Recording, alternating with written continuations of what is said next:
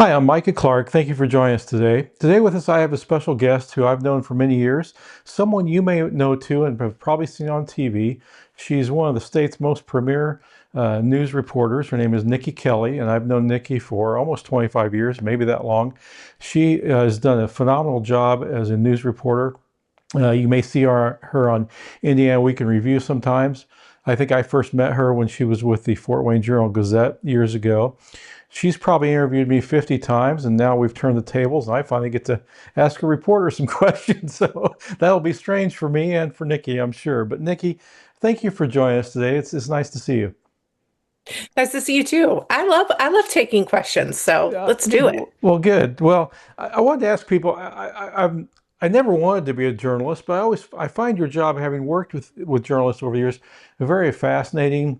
I admire how you guys can write stories so quickly and so accurately sometimes in turnaround. But let me ask you just, what was your maybe life story? When did you know that you might want to be a reporter? Was that early on? Well, I knew really young, like third, fourth, fifth grade, that I wanted to be a writer of some Okay. kind. Hmm. I liked to write stories about my friends or, whatever. But I think I came to journalism in high school, especially, just I took one like yearbook class, and Hmm. that was kind of like, your entry into journalism. And so that's where I think probably by my freshman or sophomore year, I knew like it was going to go the journalism route. I really liked distilling things down and writing about, just the happenings of a community. Back then, that's what I was writing about. So, or even if it was like, I remember for a yearbook for, Hmm. doing a story on the football team that year, I liked that kind of stuff too. So, and then I had a high school journalism teacher who used to teach at Ohio University, and he encouraged me to apply there, and I did. I don't think I realized at the time what a really good journalism school OU was. I knew Hmm. it was state, a couple hours from my house, and people said it was fun. And so once I got there, I realized, oh, this is a really great program, and we went from there. Where did you start out with your first job? Was it with a local newspaper? Yeah, so it was actually with the Steubenville Herald Star on Okay. the other side of Ohio, but I was a bureau reporter that covered Brooke County, West Virginia, so a little county on the Panhandle. Okay. And that was my intro, was covering anything that happened in this little county. It had its own edition. I really loved that because, you do a little bit of everything. You're Hmm. checking the police blotter, you're going to the school boards, you're at the city councils, you're doing features on new businesses. And I think that was a really great way to start a journalism career by getting to know a lot of different coverage possibilities. So then I assume you moved in maybe the Fort Wayne Journal. Was you were there for a long time, the Gazette, for what was it, 20 years maybe? Yeah. Yeah. So I had actually interviewed with the Fort Wayne Journal-Gazette before I took that first job, but they didn't have an opening at the time. And so they reached out a couple times during my first year at the Steubenville Herald-Star, and finally they had a bureau opening. So I moved there about a year later, and I again worked in a bureau. People who know Northeast Indiana, there's a four-county area right above Allen County, Fort Wayne, DeKalb, Steuben, Noble, and LaGrange, and really covered that area and everything that happens in there. And yeah, so I moved there in 96. Okay.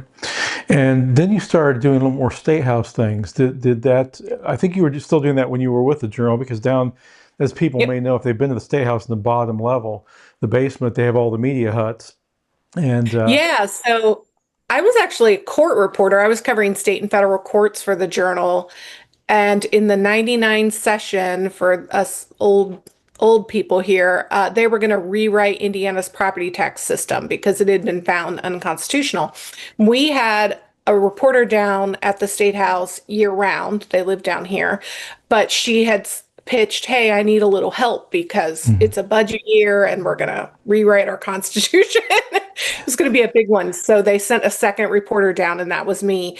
And that was when I discovered I really loved covering the State House. Yeah, And then yeah. she moved on shortly after. So then I became our full-time reporter in 2000 down there. What were some of your big stories back then? I remember you writing.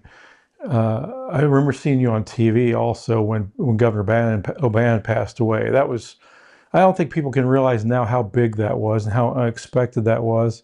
And I know it touched you personally, having covered him for 2 or 3 years at least.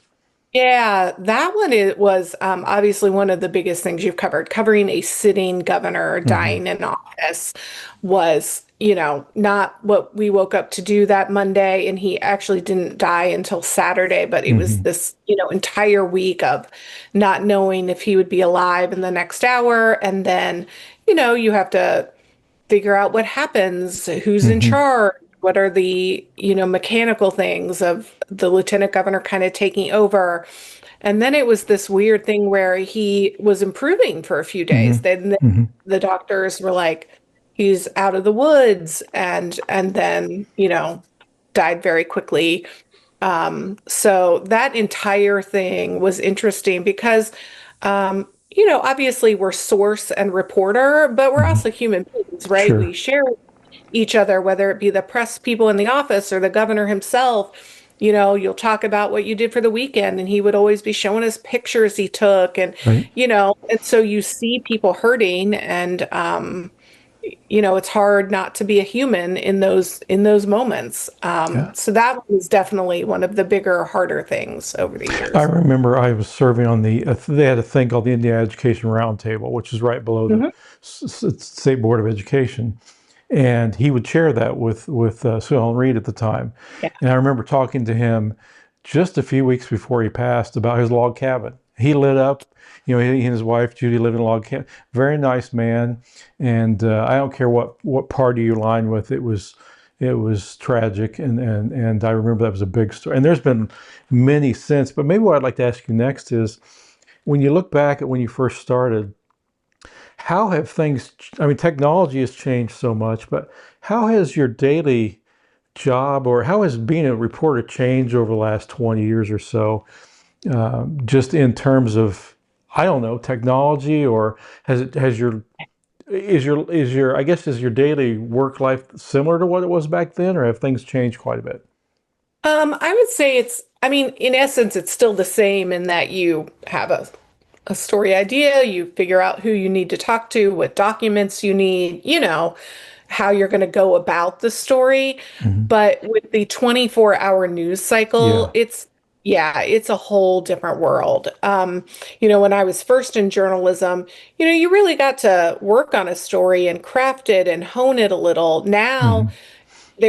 you have to try to balance the crafting and the honing versus getting it up first or close to first. And Yeah. so I think sometimes it adds a lot of pressure to reporters that I sometimes wish wasn't there. Yeah. I miss the days of it'll be, done at the end of the day, and I will get to make all these calls that I need to make. Because sometimes you'll get a release or a press release or something, and even making one call on the release, you might realize, oh, that's not actually accurate. And so Mhm. when you just go with it immediately, you know, you you put it out there and you got to hope that it's right while you're Hmm. still reporting it. So Hmm. yeah, definitely a balancing act between getting things quickly, but getting things correctly. Yeah. There was, you don't have to comment on this. I'm going to make a comment. So, but it's Okay. going to lead to a question. There was a story in the Napa Star, I think maybe Sunday. I just saw it on Monday. And it was a story about the Ku Klux Klan. And then it led to kind of a smear, in my view, of Christians. And then it led to Micah Beckwith and rhetoric. And my question, I want you to have to comment on that, because Yeah, I because I actually know haven't one read of it. the, well, okay, I know one of the reporters. I get along with her fine. I just thought it was very unfortunate to smear guilt by association and that type of thing. But it leads to the question. It seems like media coverage, and you don't do this. You're what I would call a hard news reporter, but it seems like there's a lot more sensationalism, negativity, clickbait headlines.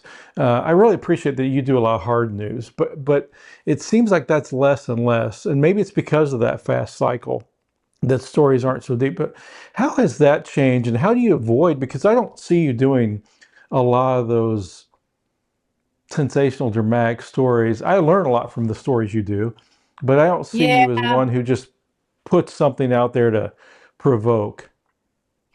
Yeah, I mean, there has to be a lot more behind a story to push it forward. Obviously, clickbait is an issue. Hmm. Some journalists do it more than often. Some entities press their journalists more with Hmm. telling them, oh, you need to have more clicks, more views. Our entity, we definitely track all that, but and I send out like a weekly list to our reporters of our top hits, but I don't even really talk to them about how many that hits is Hmm. because I don't want it to be where we're focused solely on the clicks because sometimes the stories that get more clicks are big stories. And sometimes, I mean, I hesitate to admit this, but since we've been in effect since 2022, one of our biggest click rate stories was when Pornhub pulled out of Indiana. Hmm. I would not consider that a very quality story. It was a basic, update. Right. So sometimes there are stories that deserve more clicks, and I don't want to, they're important stories, they're accountability, they're information, and I don't want to downgrade those just Hmm. because, I don't know, that particular week they didn't get a lot of hits. Hmm. And I should say, I didn't say this, you say we. You're with the Indiana Capital Chronicle now. Tell us what your position is there. It's a Yep. site I use a lot, by the way. I'm editor of the Capital Chronicle, and it's me and three reporters. And we basically, our niche is covering state government, policy. We do a lot of policy work. Hmm. Obviously, we do a lot of politics too. Uh, the redistricting fight the last couple of months has Right. basically overwhelmed us a bit for a non-election year. We thought we were getting a break, but that didn't happen.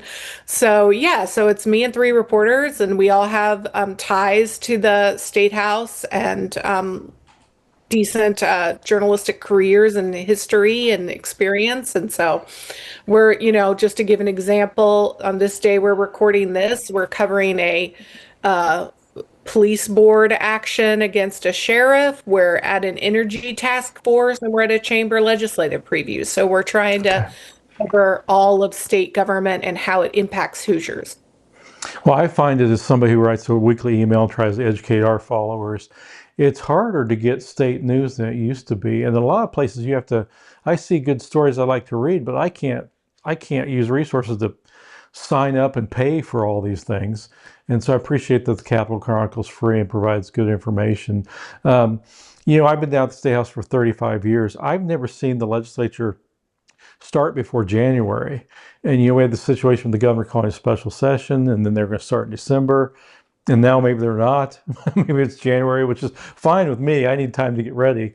But have you seen?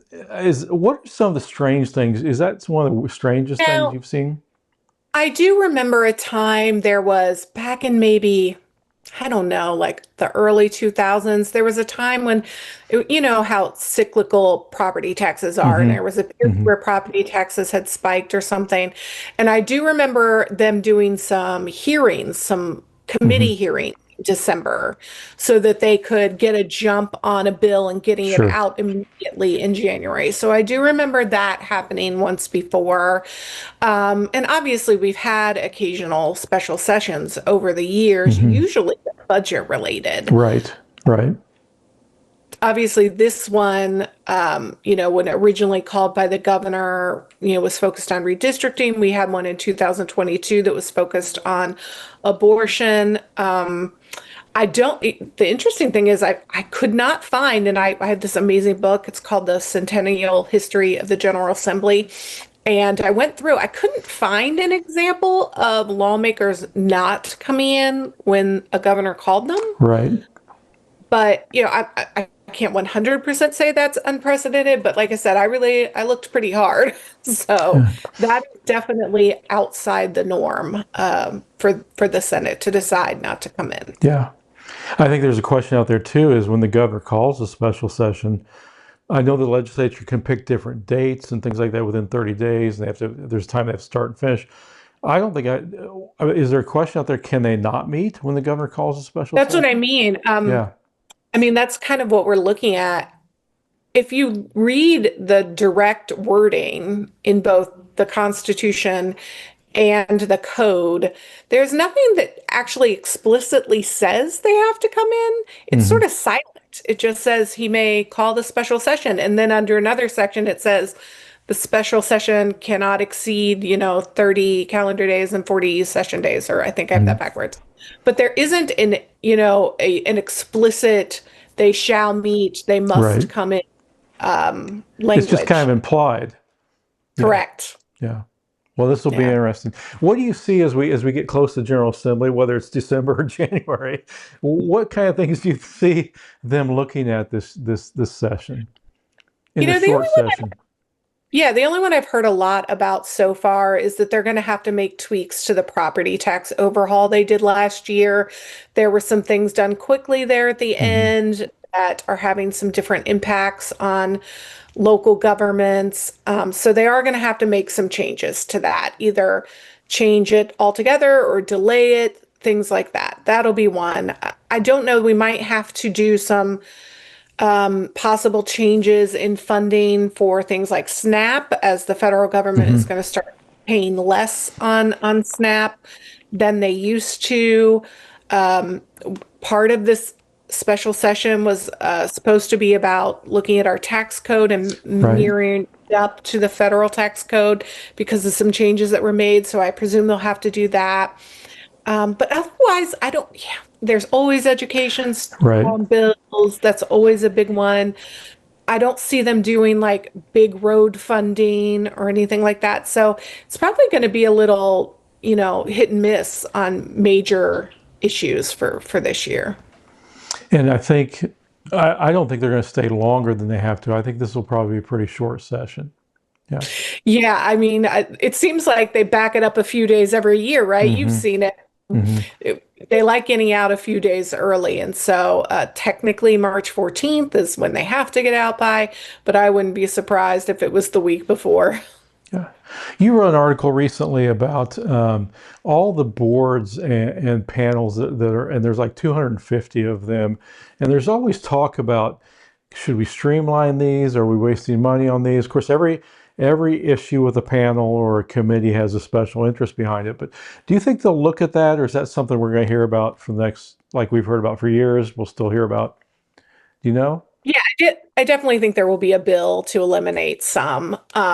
Once you start actually naming the panels you want to get rid of, that's Hmm. when you start hearing from the supporters of those issues about why the panels are needed. But definitely there will be a bill on that. Yeah. You've also written a story, I think this has been a while back, about summer study committees. We've seen those over the years.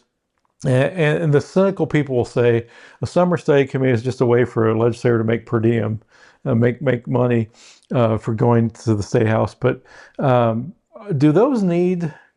I'm not saying they aren't necessary, but is there ever talk about?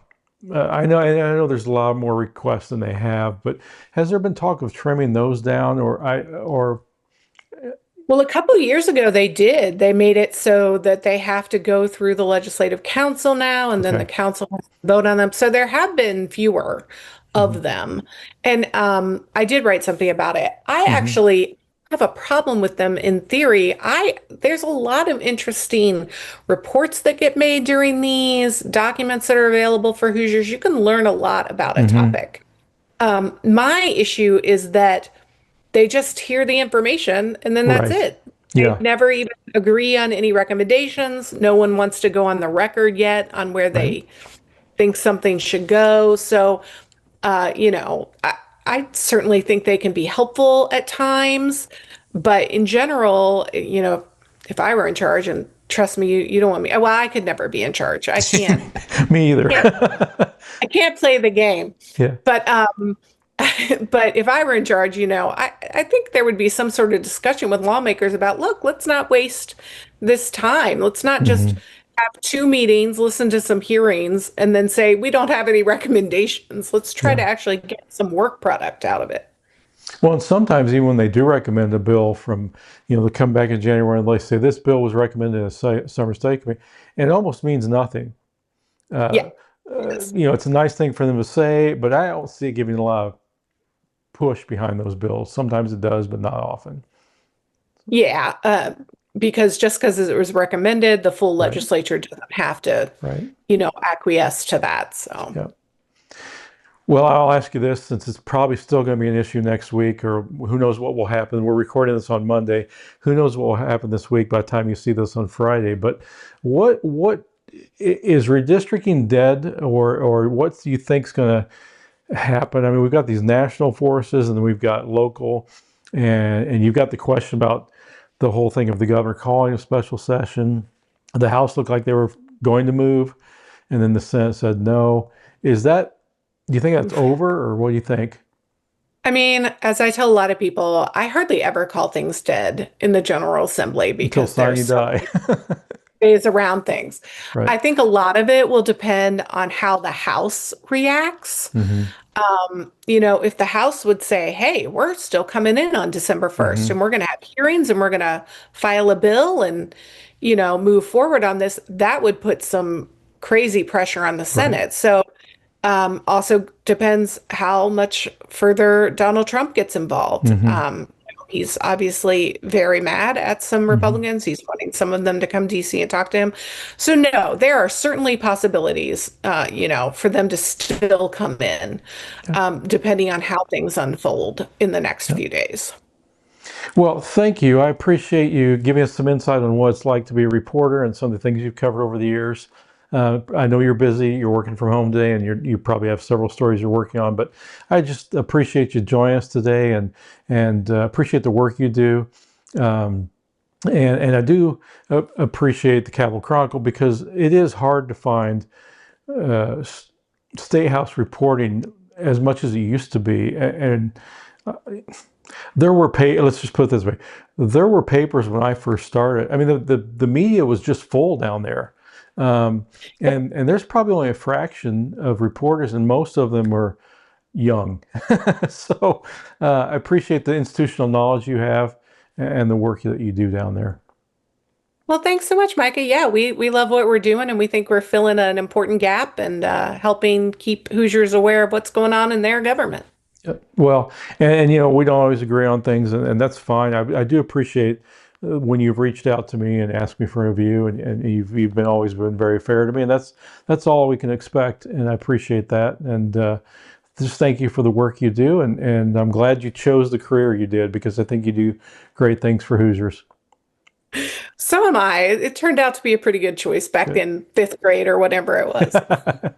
Well, that's great. That's great. Your dream fulfilled. So, well, I want to thank you for joining us today. I'm Micah Clark with American Family Association. I hope this gives you kind of a window into some things as a reporter at the State House, and makes you aware of actually one of the state's most prominent reporters with institutional history of what's going on at the State House. And I appreciate the work Niki Kelly does with the Indiana Capital Chronicle, and that she did with the Fort Wayne Journal for many years. So hope you enjoyed that.